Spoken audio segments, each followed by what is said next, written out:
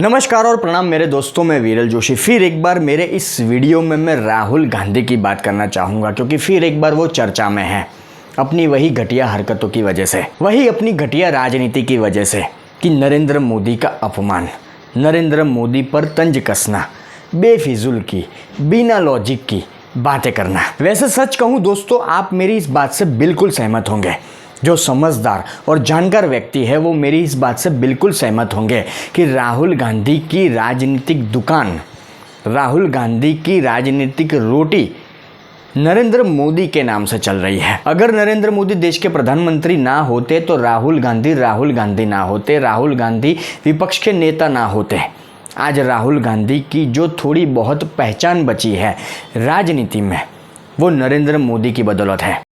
बात तो सही है, क्योंकि इनकी सुबह, इनकी दोपहर, इनकी शाम, इनकी रात नरेंद्र मोदी के नाम से होती है। रोज कांग्रेस के सोशल मीडिया हैंडल पर एक कॉमन बात देखने को मिलती है कि राहुल गांधी जननायक, पर ये ऐसे जननायक है, स्वघोषित जननायक, जो व्यक्ति चुनाव हारने का एक लंबा रिकॉर्ड बना चुका है, जो एक परिवार की वजह से राजनीति में है, वो कांग्रेसियों की वजह से जननायक है। अब ये सारी बात मुझे इसलिए करनी पड़ रही है कि वीडियो की शुरुआत में मैंने कहा कि राहुल गांधी फिर एक बार चर्चा में है अपनी घटिया राजनीति के लिए। कि राहुल गांधी का एक बयान हाल ही में देखा गया कि मंच के ऊपर से वही उनकी पुरानी आदत कि रायता फैलाना, बिना लॉजिक की बातें करना और नरेंद्र मोदी के नाम से अपनी राजनीति चमकाना। कि ट्रंप का एक फोन आया और नरेंद्र मोदी ने सरेंडर कर दिया। आप भी उनका ये वीडियो देखें, उनका बयान सुने, फिर इस महान व्यक्ति को लेकर आगे थोड़ी बात करते हैं। बीजेपी आरएसएस वालों को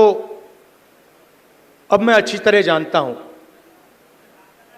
इन पर थोड़ा सा दबाव डालो, थोड़ा सा धक्का मारो, डर के भाग जाते हैं ये लोग। जैसे उधर से ट्रंप ने एक इशारा किया, फोन उठाया, कहा मोदी जी क्या कर रहे हो?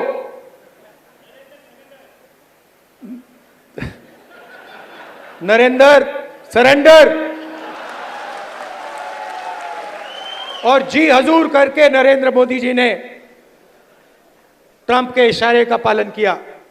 देखा दोस्तों आपने राहुल गांधी का ये वीडियो, ये वही अपनी पुरानी घिसी पिटी रिकॉर्ड चला रहे हैं। इनके पास नया कुछ भी नहीं है। और जिस पाकिस्तान का प्यारा बनने की ये कोशिश कर रहे हैं, डोनाल्ड ट्रंप के नाम से नरेंद्र मोदी पर तंज कस रहे हैं, वही पाकिस्तानी मीडिया इस मुद्दे को लेकर इनका मजाक बना रही है। स्क्रीन के ऊपर ये पाकिस्तानी पत्रकार का ट्वीट आप देखिए कि वो चाइना को लेकर, राहुल गांधी को लेकर क्या लिखते हैं कि किस तरह से नेहरू ने 62 में चाइना के सामने सरेंडर कर दिया था। और राहुल गांधी को लेकर मैं ये कहना चाहूँगा कि राहुल गांधी को थोड़ी भी शर्म नहीं आती कि उनके कांग्रेस के लीडर, बड़े नाम वाले लीडर शशि थरूर, जो पाकिस्तान के लिए ये कहते हैं कि पाकिस्तान ने सीज फायर को लेकर भीख मांगी भारत से, और ये राहुल गांधी नरेंद्र मोदी का विरोध करने के चक्कर में देश की सेना का अपमान करते हुए इस तरह की घटिया बातें करते हैं।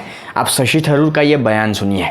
The government of India probably said, let them take the credit if they want to, but from our point of view, we have made it clear that the peace followed a request from the Director General of Military Operations of Pakistan, who called his Indian counterpart at 3:35 p.m. in the afternoon, and we didn't take very long to say yes because we had never wanted a long war. और ना सिर्फ शशि थरूर की बात दोस्तों, कांग्रेस के एक और बड़े लीडर का बयान भी आप सुनिए कि वो क्या कहते हैं कि किस तरह कांग्रेस के ही लोग कांग्रेस की पोल खोल रहे हैं, राहुल गांधी की पोल खोल रहे हैं। ट्रंप साहब के हस्तक्षेप को लेकर आपने कोई हस्तक्षेप, किसी किस्म का हस्तक्षेप कहीं नहीं था, कहीं मध्यस्थता नहीं थी।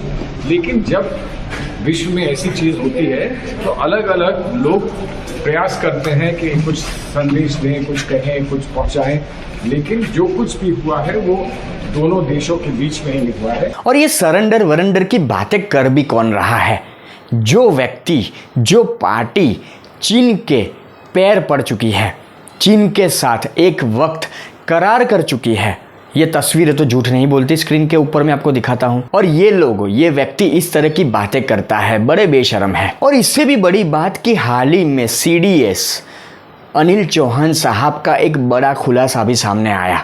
आपने सोशल मीडिया पर, टीवी मीडिया पर या अखबारों के माध्यम से ये खबर सुनी होगी। अगर नहीं सुनी तो एक बार गूगल करके देख लीजिए कि अनिल चौहान साहब, मैं आपको पढ़कर सुनाता हूँ कि CDS अनिल चौहान साहब का एक बड़ा खुलासा सामने आया कि पाकिस्तान 48 घंटे की जंग लड़ना चाह रहा था, लेकिन 8 घंटे में ही उसने सरेंडर कर दिया। CDS अनिल चौहान साहब का ये खुलासा है। उनका ये कहना है कि पाकिस्तान ने खुद फ़ोन किया, क्योंकि पाकिस्तान को पता था कि अगर ये जंग लंबी चली, अगर हमने सरेंडर नहीं किया तो बहुत बड़ा नुकसान होगा। यहाँ तक कि पाकिस्तान खुद ये बता चुका कि भारत ने करीब 27 ठिकानों पर पाकिस्तान में हमला किया, पाकिस्तान को धूल चटाई। पर बेशरम राहुल गांधी, ये कांग्रेसी नेता, इनको कौन समझाए। भारतीय सेना ने पाकिस्तान की सीमा में करीब 300 किलोमीटर अंदर घुसकर 100 से ज़्यादा आतंकियों को मार गिराया। ये बहुत बड़ी उपलब्धि है हमारी भारतीय सेना की। पर राहुल गांधी बड़े बेशरम, इनको कौन समझाए। और राहुल गांधी को ये समझना चाहिए कि ऑपरेशन सिंदूर ये किसी पॉलिटिकल पार्टी की सफलता नहीं है, ये भारतीय सेना की सफलता है। पर बड़े बेशरम राहुल गांधी, इनको कौन समझाए। और जो राहुल गांधी आज नरेंद्र मोदी का विरोध करने के चक्कर में इस तरह की घटिया राजनीति कर रहे हैं, इस तरह के घटिया बयान दे रहे हैं, तो चीन की गोद में जाकर बैठने वाले इन्हीं के नेता थे, इन्हीं की सरकार थी। आज इन्हीं के परदादा की वजह से सियाचिन गया। इंदिरा गांधी ने 90,000 से ज़्यादा पाकिस्तानियों को छोड़ा, पर करीब 54-55 जो हमारे भारतीय जवान थे उन्हें वो वापस नहीं ला पाई। इनके पिताजी के नाम बोफोर्स घोटाला होता है, न जाने कितने घोटाले कांग्रेस के नाम।